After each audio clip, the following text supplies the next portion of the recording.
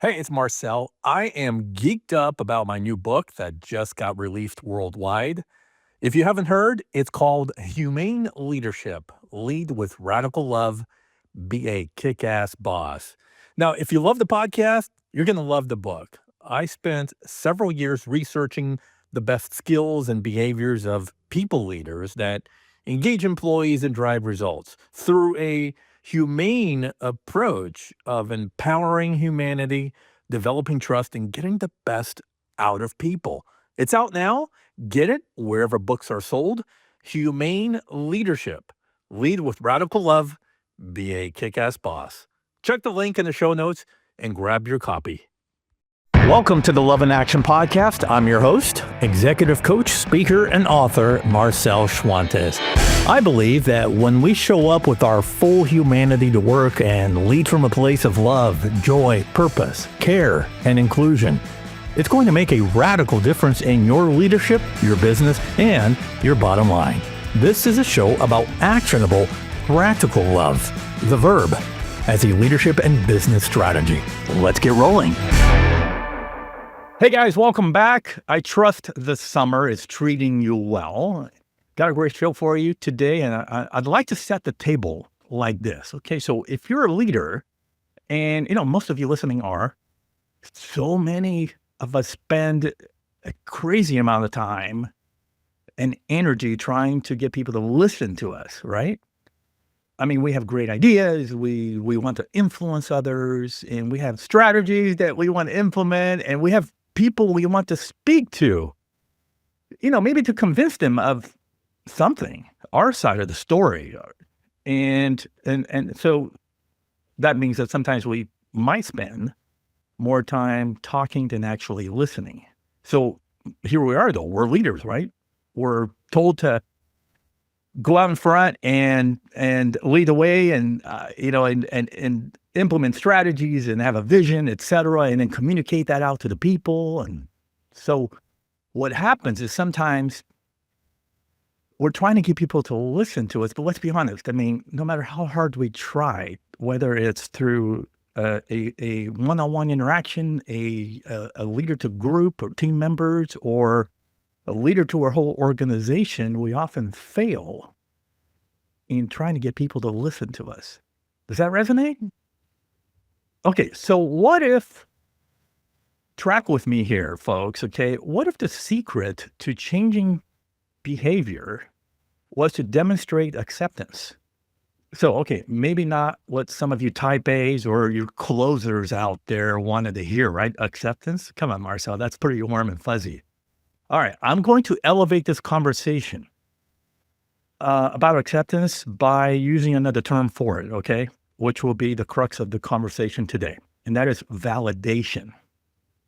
So I'm going to ask our distinguished guest in a few minutes to break down this big idea of validation. You want to stick around for this as a skill set that we can all use more of to understand and empathize and get someone else's perspective, to understand that person's experience, right? Thereby accepting them and their unique perspective or experience as valid, right?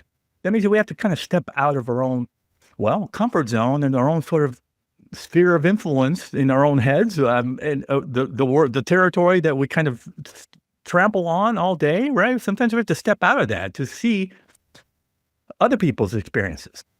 Okay, so we're going to get into the science of that as well, but we are going to take this practice of validation, which is very known in the world of therapy and psychology. We're going to extract that from the clinical area and all of the literature and the research that people are talking about, right? We're gonna remove all that and make it into a practical, everyday sort of conversational way of understanding it, so we can apply it to business, apply it to leadership, but also apply it to everyday relationships in life. All right, and to get us all going with that, I'm going to be speaking with psychologist Dr. Carolyn Fleck. She is the author of validation, how the skill set that revolutionized psychology will transform your relationships, increase your influence, and change your life.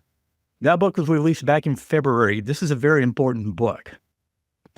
So Dr. Fleck is a licensed psychologist, an adjunct clinical instructor at Stanford, and a business consultant. She received her doctorate in psychology and neuroscience from Duke University, and also holds a BA in English and psychology from the University of Michigan. She is an expert in evidence-based treatments for individuals, couples, and parents, including DBT, which we're going to explain. Don't worry. We like acronyms, but we also like to break down those acronyms, okay? She's also an expert in cognitive behavioral therapy as well. She is renowned for her ability to help people make critical but challenging changes. And also, by the way, she is one of Silicon Valley's most sought after psychotherapists. Because folks, whether you're a founder, whether you're a CEO, entrepreneur, just starting out your leadership journey, this stuff is you're going to learn from this stuff, which comes from the mental health sciences, because there's so much of that world that we don't understand because it's been kind of stuck in literature books, right? Or psychology books and research. But Carolyn is going to help us now take all that out and apply it to everyday life. So Dr. Carolyn Fleck now joins us. Welcome to the Love in Action podcast. Wow. Thank you so much for having me. That was a fabulous, very kind introduction. And I hope I was accurate as well. You were. Thank you. Good deal. All right. So we start the show like this. You ready? Mm-hmm. What's your story? Yeah. As I was thinking, should I tell them the real story, or should I tell the story you tell when you're at interviews, back in the day when I was trying to get into programs and they would say, why are you going into this field? And you have your very, very academic, serious, I'm interested in researching X, Y, or Z. I think I'll go with the real story. Yeah. Which is that it's a sad story initially. So as an adolescent, I struggled with depression. I, of course, didn't know what this was at the time. But it was profound. It was severe, and I suffered for over a decade. And like I said, it started as an adolescent. I was in high school, and this is how self-centered I am. I was doing all the things they said to do: the therapy, the meds, the this, the that. Nothing worked. Okay, so I thought, I'm going to figure it out. I'm going to go to grad school.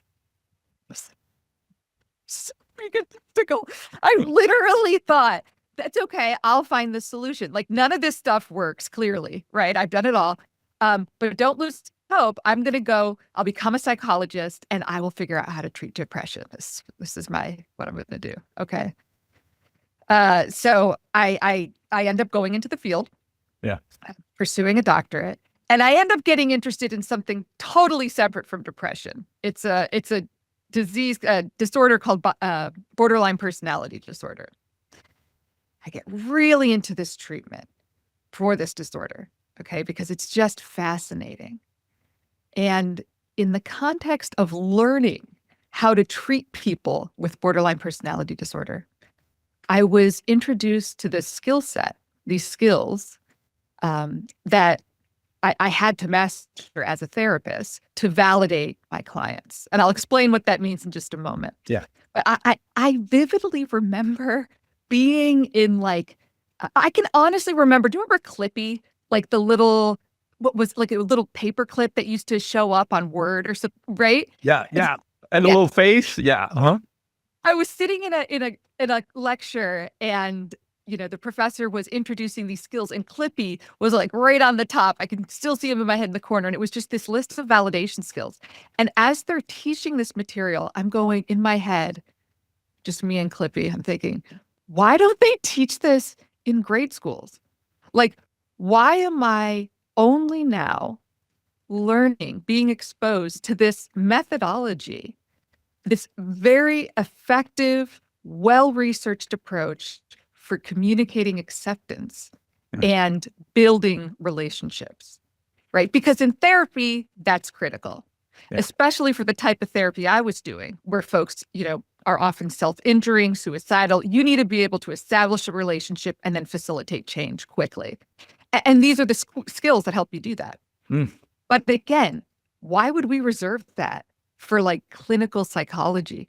When, as you noted in your introduction, there's so many different domains, just about every domain that you can think of, we would want to be able to affect change more effectively and collaborate better.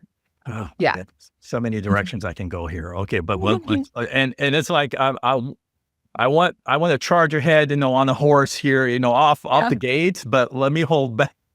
Yeah. Let's start with definitions and get people to understand the whole idea behind validation based on the research that you have found. Okay, so in your own words, how would you Yeah. define it? The simple mantra I use is that validation shows that you're there, you get it, and you care. Okay. It is a way of communicating mindfulness, understanding, and empathy such that another person feels accepted, such that they feel seen and heard. Okay. Mm. That's like the logical academic, that's the definition. But to make this maybe more personal, if you were to think about someone you really admire, could be a friend, a spouse, a colleague, and you really want to impress this person, you want this person to like you. Now, if you can imagine telling that person your deepest, darkest secret, right? Something that you've never or have shared maybe with only one or two other people, something very sensitive, vulnerable to you. Imagine sharing it with this person. And then imagine them responding in such a way that you felt deeply seen, feeling as though that disclosure brought you closer together. Okay. That feeling that you would have in that moment, that would be feeling validated, Yeah. right? It would be that sense of connection of I'm safe, I'm okay, I'm not judged, Right. right? It has all of those qualities. So that's kind of the emotional definition, if you will, Yeah. Yeah. of what validation is. Okay, so you know how a lot of I wrote a book too, just released it in March, and our authors like us, we write books to create change. We have mission behind it and purpose for Yeah. why we write things. Okay, so let's get into the why of your book. Yeah. Because I have read books on empathy till the cows come home. I have read books on emotional intelligence. I got stacks to the ceiling of those books, right?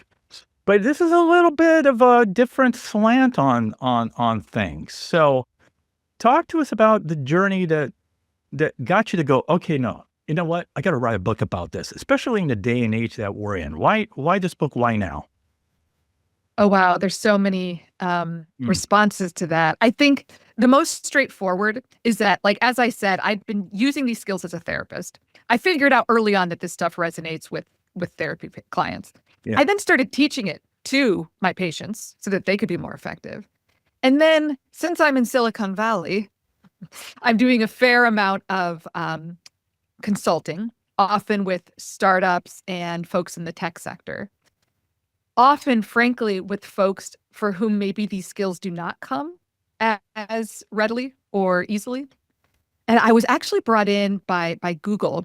They asked if I would develop a class for them to help one of their teams communicate more effectively. Mm-hmm. So I had all this stuff I was going to teach. And I knew, I mean, you've read the book. Like, I just knew validation. I had to help them develop these skills. But this was a group of like pure researchers and like hardcore corporate leaders, right? And So left-brain here I am people going to too. come in with Yeah. like my, oh yeah, right. So I'm going to come in and say like, all right, so I want you guys to really, be, show that you're there, you get it, and you care. I'm just like, this is going to be a disaster.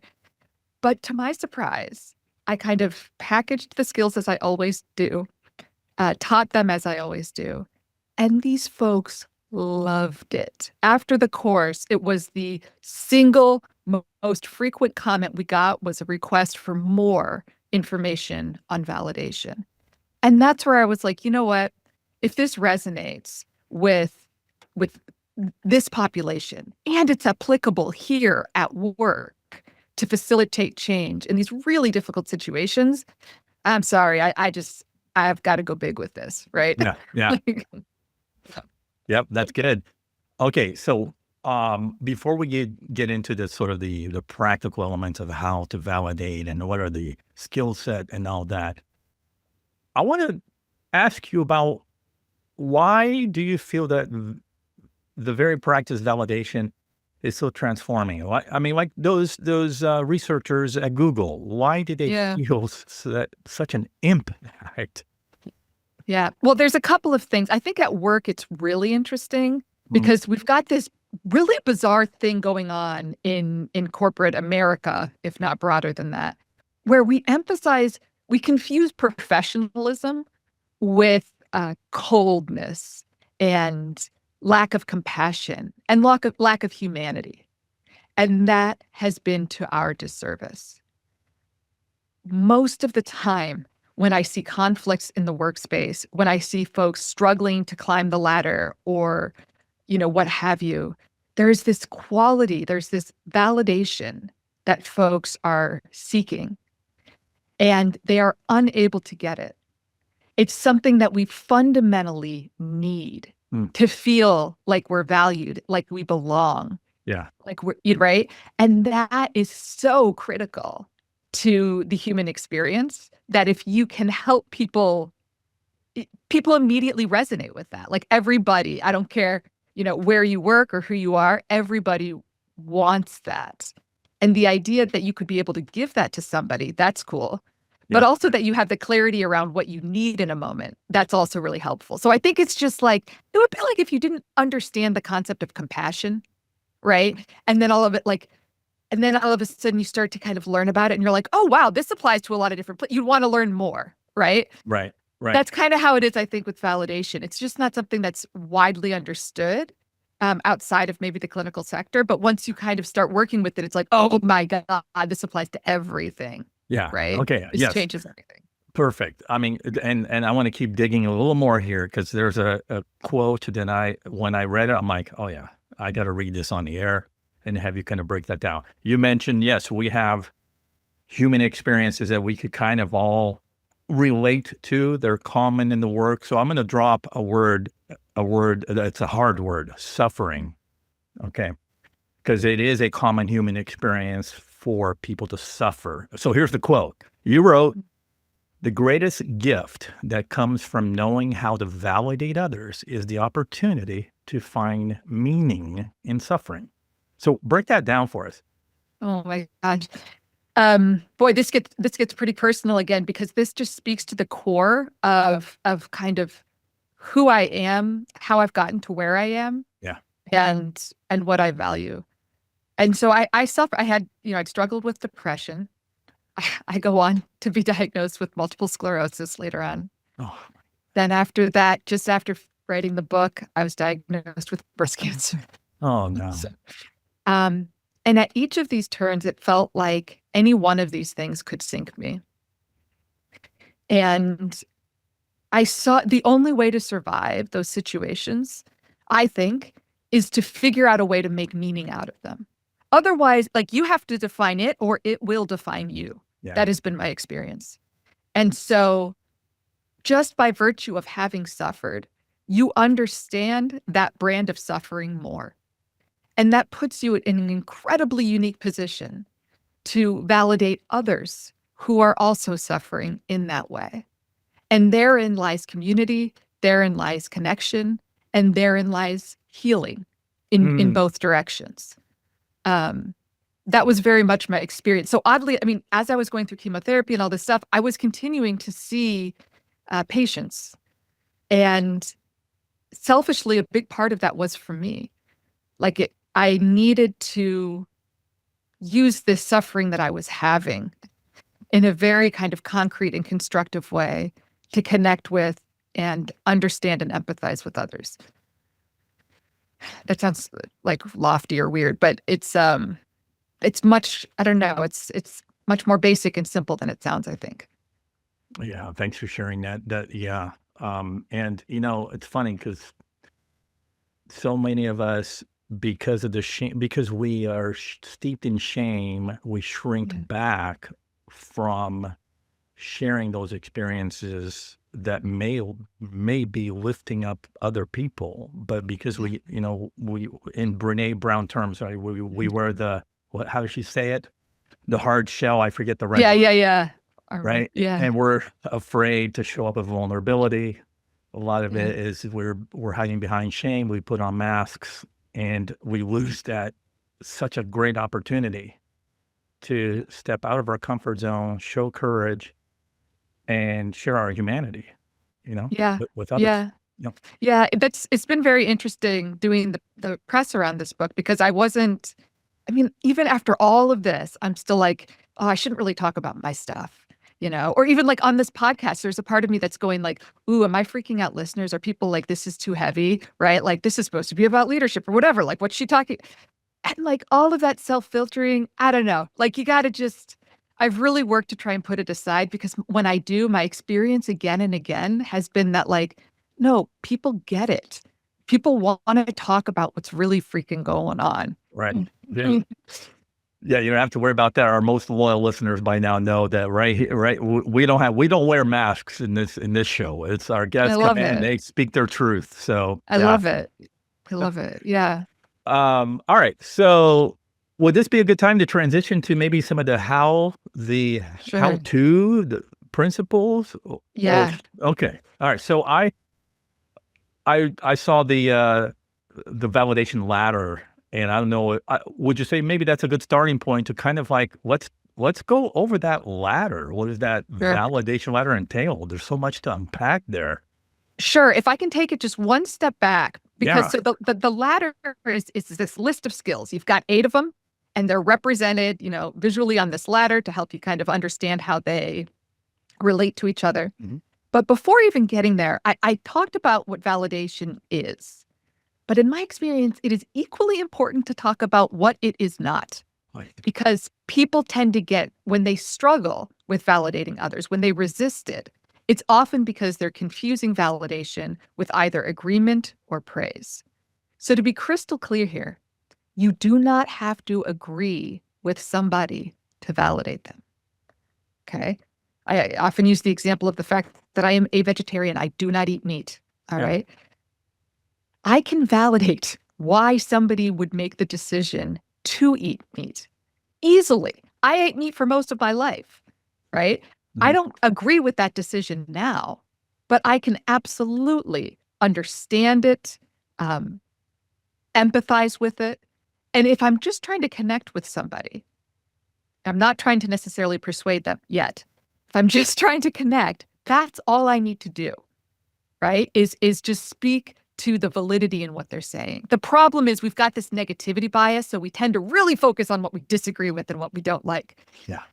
But it's possible to validate somebody even if you don't agree. Yeah. Okay.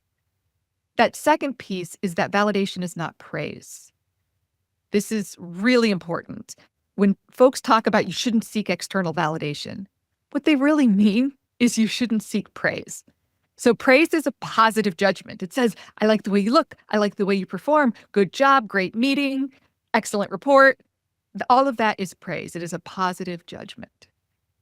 Validation communicates acceptance. It says, I accept you independent of how you look or perform.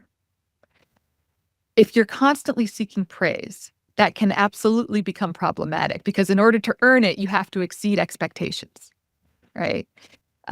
And so you're constantly having to filter or tweak or, outperform. And that's exhausting. And it can actually lead to a very hollow representation. You're just kind of putting this facade out there, Mhm. right? And you get thumbs up and everything, but it's not really you. It's this Yeah. distorted version of you, right? Yeah. That is not external validation. That is praise. All right. This is important because in leadership positions at work, even with our children in our homes, it's possible to praise the work, but validate the person. Mm. Praising the work says you did an awesome job figuring out the code while, over Christmas break. You put all this time into it. It's great. You fixed it. Amazing. Thank you so much. You're the best. That is all praise. All right. Validation says, and it must have been really frustrating to come into the office when everybody else was on vacation for a week. Or you must be feeling burnt out. You must have been really overwhelmed working on this by yourself, having it all on your shoulders, right? That is validation. It speaks to the person's emotional experience. It says, I see you, not just I'm pleased with what you produced. Does that make sense, that distinction? It is almost like praise wrapped in empathy.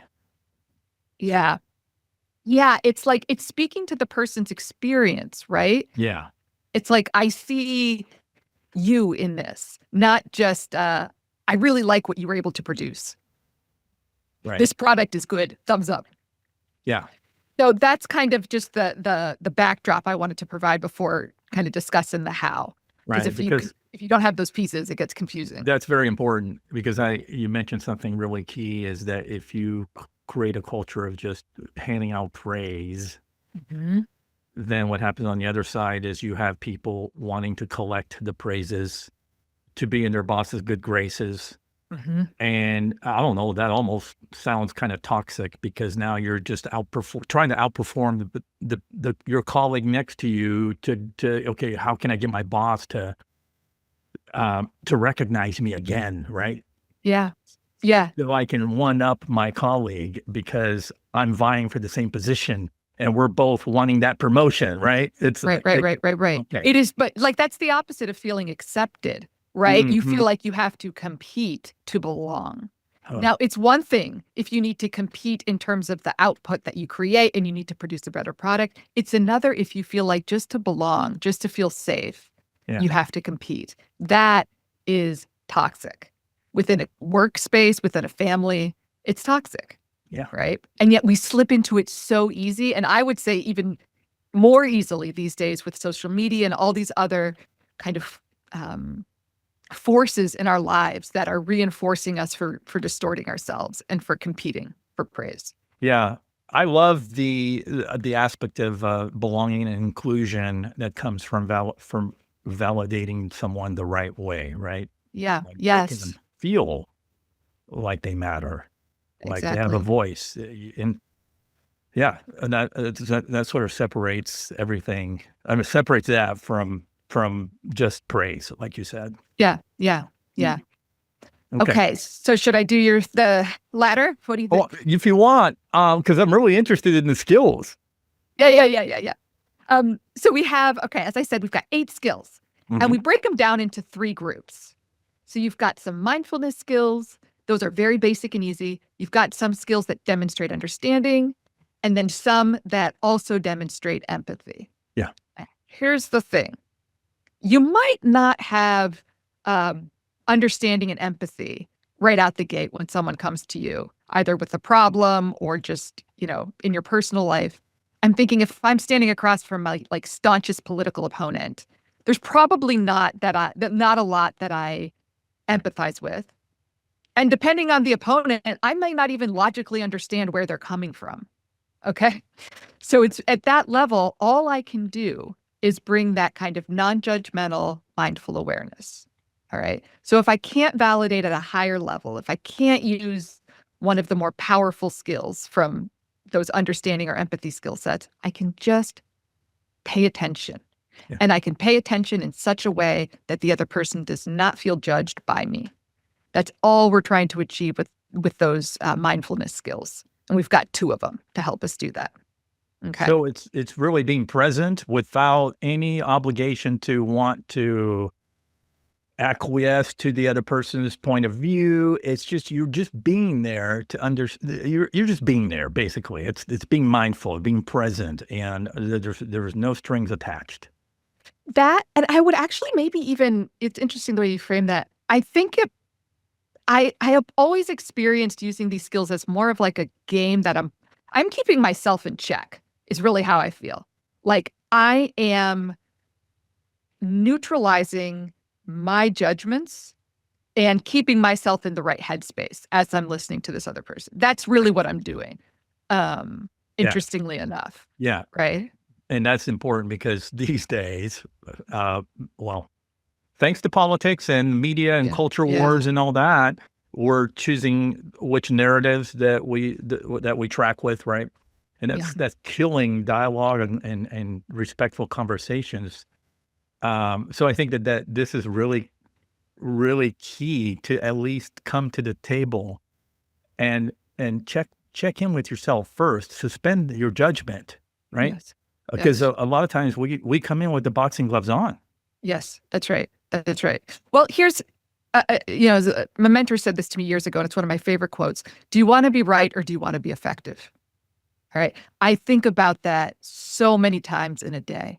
Because even if I disagree with my political opponent, let's say I really want to change how they think about whatever it is the situation is, I cannot get there by focusing on change straight out the gate. It just won't be effective.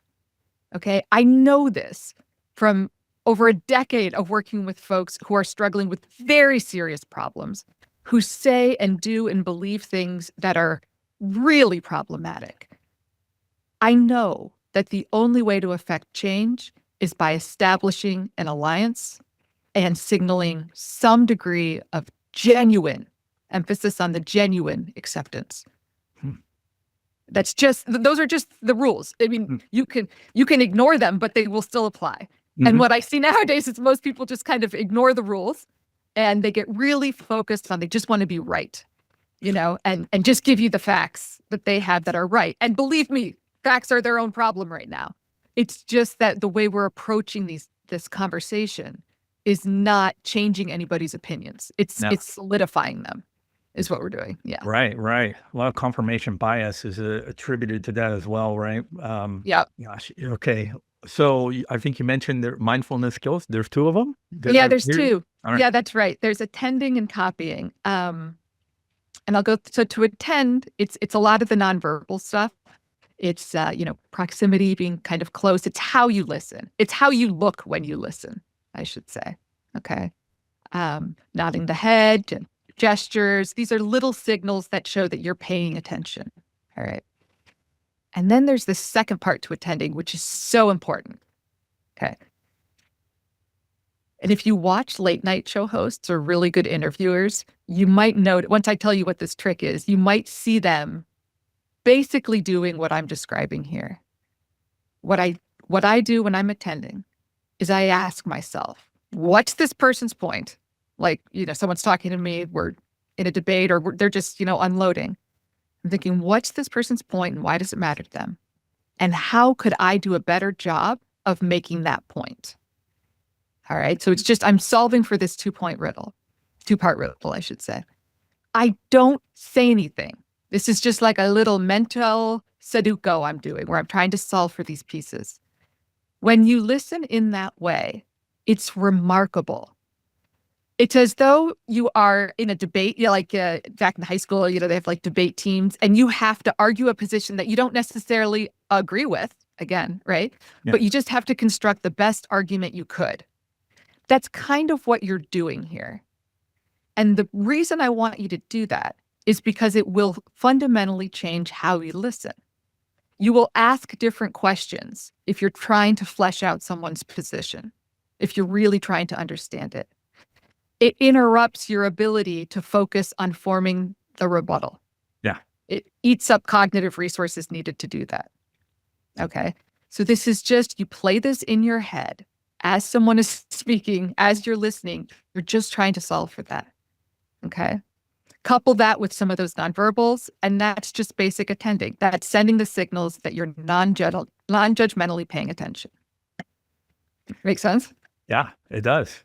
And I would guess that I mentioned this in my introduction that validation helps you to increase your influence. But so I want to play with that a little bit, okay? Because a lot of times it's hard to convince people of something, your point of view, if they think you don't understand where they're coming from on the other side of the fence. Mm-hmm. So that was fascinating to me. Okay. And that goes again, right back to empathy, active listening, being present, mindful and all that. So, but talk about why does validating others increase your own influence? And I think I just gave the answer away, but let's dig deeper on that. It's actually a fascinating series of things that happen there through validation that would make you more influential. One is that you establish trust.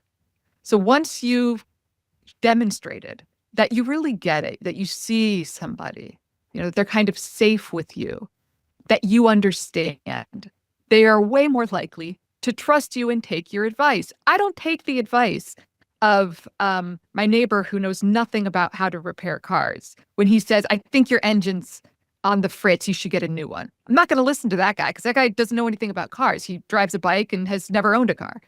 If my other neighbor owns the most reputable auto repair shop in all of Silicon Valley, and he says, I've been hearing you pull out in the mornings and it sounds like you need a new engine, I'm going to listen to that guy because he understands. Right. Right.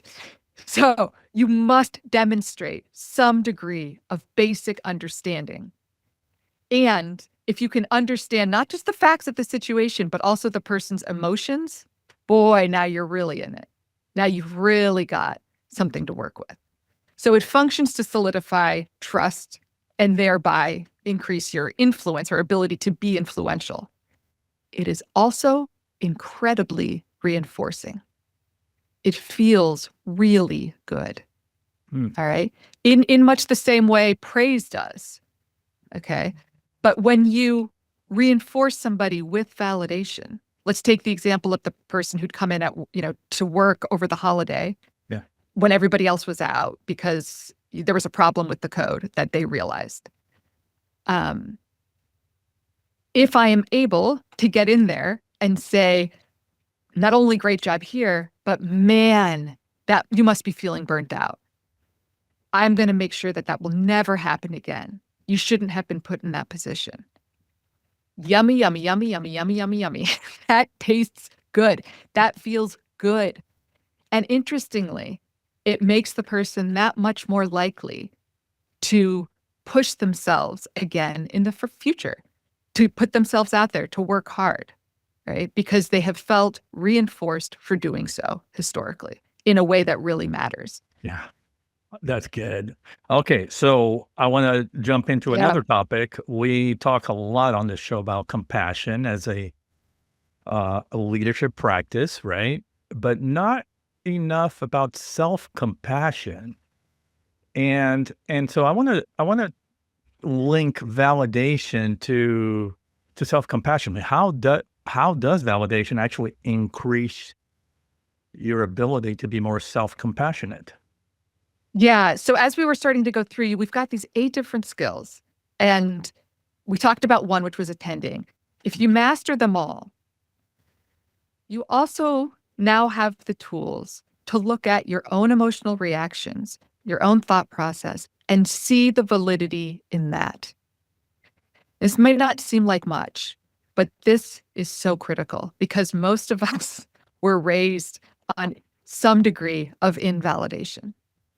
We've been told at various points in our lives that we shouldn't feel the way we feel, or that we shouldn't show it, or that there's something wrong with us, or that we're not doing enough.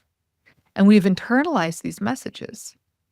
And so when things don't go well, our inclination is not to soothe ourselves or, look at the validity in our feelings. No, we come down on ourselves like a ton of bricks. Right? If you know how to look at a situation and say, I can totally understand why I felt that way. It makes total sense that I was frustrated. I had every reason to be. That is incredibly powerful. It is incredibly powerful. Yeah. Yeah. Do you have any techniques or just practical skills that we can utilize sort of in the trenches? What I mean by that is, talk about workplaces that are collaborative. There is so much communication that needs to happen, right? Mm-hmm. And so how does validation help maybe lessen conflict, lessen arguments, and divisiveness, but also, talk about how do we do it? What are those techniques? Yeah. So actually that leads to the second of those kind of mindfulness components, right? So we talked about there being 8 skills. There's a couple that communicate mindfulness, a couple that communicate mindfulness and understanding, and then a couple that do mindfulness, understanding, and empathy. They're super powerful, but you may not be able to access them. Just on that basic kind of mindful, non-judgmental piece, we have this skill called copying. And it is as basic as it sounds. It is simply to copy the body language of the person across from you and or kind of mirror the words that they used, reflect back. Now, I don't want you to do the super hokey, I hear you saying you're upset about the TPS reports, right? Everyone can see that from a mile away. It's not what I'm talking about. It's about plucking out kind of the key words that people use and reflecting those back. Whatever adjectives, whatever descriptors, that's what they see as important. So when you respond and say, yeah, that was ridiculous, right? If they had said ridiculous or whatever their keywords are, if you're reflecting that back, you're basically saying, I see what you see as important. Now, here's the fascinating thing about copying. It activates mirror neurons, right? Meaning that when I copy you, without my even realizing it or intending it, I will start to feel a little bit of what you're feeling. All right, that is what mirror neurons do. And so through this very basic process, we have the foundation, the building blocks for empathy, which is why if you don't understand or you don't empathize, you start with these 2 skills and you just work them until you understand, until you feel something that you can empathize with. And if you say, Caroline, that's not going to happen, I will say, please, listener, collect the data. Go out and use these skills. If you read this book, or even if you can just go off the podcast and use these 2 skills, I would be very, very surprised to hear you say, yep, nothing. It didn't foster any understanding. I didn't feel any increased empathy. In all my years, I have not seen that be the case. In fact, an evidence-based technique for managing conflict is to use what's known as the Rappaport method. We use this in couples therapy, where one partner speaks. I say they're fighting. I intervene. I say, okay, here, I want person A to write down everything person B said and then read it back to them verbatim. Okay? So they write down as person A is talking and person B is writing, and then they read. And if they say, did I get it right? And if person A says, oh, you missed this part, then they add it. Okay, now do I have it right? Yes. Okay, now they switch turns. All right, 95% of conflicts are resolved just through that. It's like, I really wish I could create like some type of like movie sequence, like a montage of all these years of therapy of like just doing this one technique, because it's so remarkable. People who are on completely different sides, folks who are on the brink of divorce, not that it heals their marriage, but just that like these conversations that felt so entrenched, to see those knots loosen is fascinating. And again, it's just purely a function of copying. Okay, I'm going to go out on a limb here and talk about generations and whether newer generations, maybe these digital babies coming up, and maybe even Gen Zers, but even the ones that are coming up younger, what are those called now? The alphas, I think, Generation A, alpha. Oh my gosh, I don't even know where we are. Yeah, they're going to enter the workforce probably in the next 5 to 8 years or so. My point is, are we going to get to the point, I guess I'm asking you to look into your crystal ball, but maybe there's research already. Are we going to lose the ability to know how to copy and mirror and understand body language and be able to use our EQ to pick up cues, right? Body language cues, et cetera, because these kids that are growing up, I have a 12-year-old and he's on his device interacting with his friends and to me, I have to always force him to have social interactions face to face And it's still an uphill battle these days because even the educational system is pushing more devices on them, right? And with AI and everything. So what do you think? I mean, is technology getting to the point where because we're losing the ability to come into social spaces and community spaces to dialogue face to face, are we going to lose the ability to validate others through the things that we have mentioned so far? I mean, I'm in Silicon Valley, so I don't want to hate on technology. And yet, I think we're in a very, very scary, if not like pivotal moment in history, because there's a lot that's threatening the empathy, the capacity for empathy in the future. One of those forces is, as we've described, as you're describing, like the apps, the social media. It is a praise generating, obsession seeking machine. That is what it does. And more people are spending more and more time on that. And as they do, we do not see loneliness decreasing. We see it increasing. Right? We do not see sense of connection increasing, belonging increasing. It's all decreasing. Right? For the reasons you're describing, you're not connecting with people. And for the reasons I'm describing, those connections that you do have are based on facades and praise, not acceptance and belonging. That's a threat. Another huge threat, I hate to say it, is AI. Because AI will validate you even if you don't validate it. So you don't have to be effective interpersonally to get the type of quote unquote connection you're seeking. Usually there's a reciprocation that happens. And we develop these skills in order to maintain those relationships through that reciprocation process. I validate you, you validate me, right? Once that's a one-way street, the person who's just receiving the validation or praise or whatever that they need, they don't have to develop the skills to communicate it back. And that is scary. Yeah. That is a threat. It is. It is a concern for sure. Okay. Speak to the founder or the CEO. I'm going to ask you to play Adam Grant, put on your organizational psychologist hat. Sure. Okay. So I'm a CEO listening, and I'm fully bought into this whole idea of validation to shape my company culture, right? What's a good starting point for me?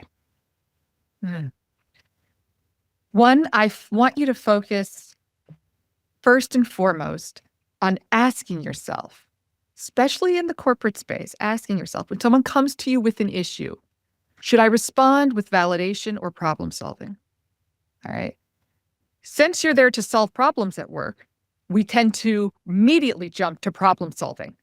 Let me tell you how you can, speak to that colleague. You should try this. And if that doesn't work, do this, right? Yeah. Honestly, so much of the time when people come to us with an issue, what they are seeking is validation.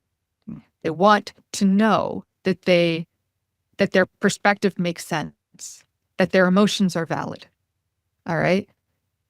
Oh, if that's what's needed, open with that. Yeah. It's not always needed. There are times when you just need to get into problem solving and how do we remove this, but think flexibly about that. I really, really encourage listeners to just have that moment of pause. Do I validate here, or do I jump in and try and change how this person is thinking, feeling, or what they're doing? Because those are two very different responses.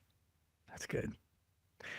All right. As we wind down here and transition to our speed round, which is the fun stuff, is there something we have not covered that you feel our listeners absolutely need to know that we missed?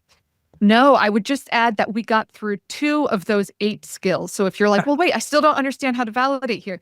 That's okay. You've learned 2 strategies, which is attending, that's asking yourself those questions. What's this person's point? And how do I do a better job of making it? And then copying, right? Which is the mirroring body language and the words they use. Beyond that, we've got 6 other skills that provide even deeper, more profound levels of validation. That I would encourage you to check out. So just in case you're like, I don't quite know what I'm doing here, this doesn't feel sufficient, there's more. And absolutely. Yeah. Yeah. And get the book, folks. And that begs the question. Should I make my podcast a 3-hour podcast, because then we could fill in the other stuff. Okay. All right, strap on your seatbelt. Here we go. Ready? Yeah. What are you reading right now? I'm reading a book called Murderbot, which is my husband's really into sci-fi. So I'm reading Murderbot, and then Remarkable People is the nonfiction I'm reading. Okay. So I'm curious, and this is not off of the list that I was going to ask you, but now that you said that your husband's a big sci-fi guy, what kind? Like Star Wars, Marvel comics, what? All of the above. Like seriously, there's very little he doesn't. That's cool. Yeah. Me, not so much. I read a lot, but not as much into sci-fi. But this one's good so far. Good. Okay, someone that inspires you right now. Oh my gosh, right now, who inspires me? Why